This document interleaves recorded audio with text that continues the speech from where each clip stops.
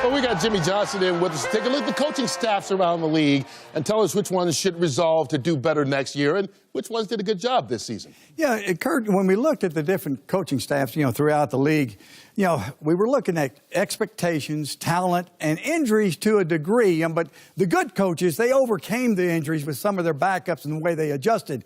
You look at, the good ones, it was tough to find, but the hard ones, the bad jobs, Tampa, 34 turnovers. You can't win. Jacksonville, they were supposed to win the Super Bowl. 6 wins. Atlanta, I know they had a lot of injuries, but Oakland, they got rid of 2 of the best players in the league. That's why you're on the list.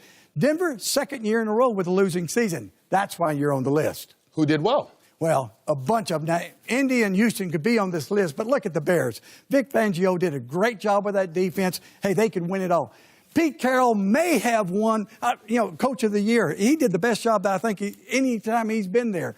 Only 10 turnovers for the entire year. Saints, everybody says Breeze, getting close to 40 years old.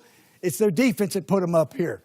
Baltimore, John Harbaugh completely changed his offense for this rookie quarterback, Lamar Jackson. Great job. And the Chargers, watch out. They could be the team that could go from a wild card to winning it all. Well, I guarantee you the 5 head coaches on that list are not on Jay Glazer's list. Jay's here to tell us who is in and out as far as the coaching searches go. Well, starting tomorrow. We're going to start with who I believe is going to be out. And there's already 7 coaches here who we're pretty sure about. Todd Bowles, he's out with the Jets. They want somebody who's going to be able to mold Sam Darnold. Greg Williams, TB, Jimmy, you guys talked about him earlier. He still has not done enough yet to lock that job up. They've been doing a lot of back channels, information about other candidates. They want to bring other guys in and really widen that search. He still has to go in and win that job. Marvin Lewis wasn't supposed to come back last year.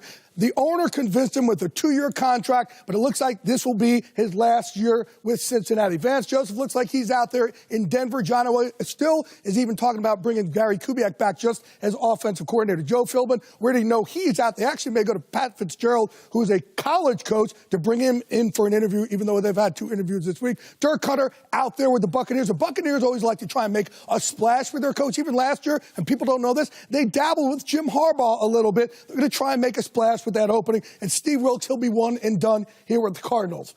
Let's go now to who is in.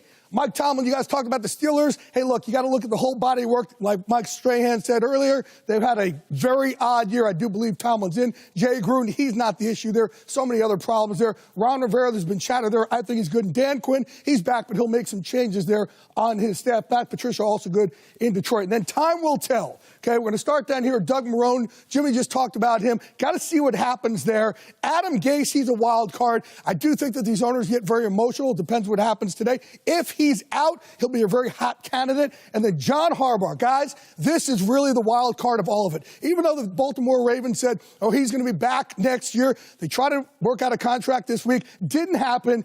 There are teams right now that are having internal discussions about calling the Ravens to try to trade for John Harbaugh. If they could pull that off, that really puts the whole thing in flux. All right, so you've already said there's 7 head coaching openings that will be out there, maybe 9 or 10.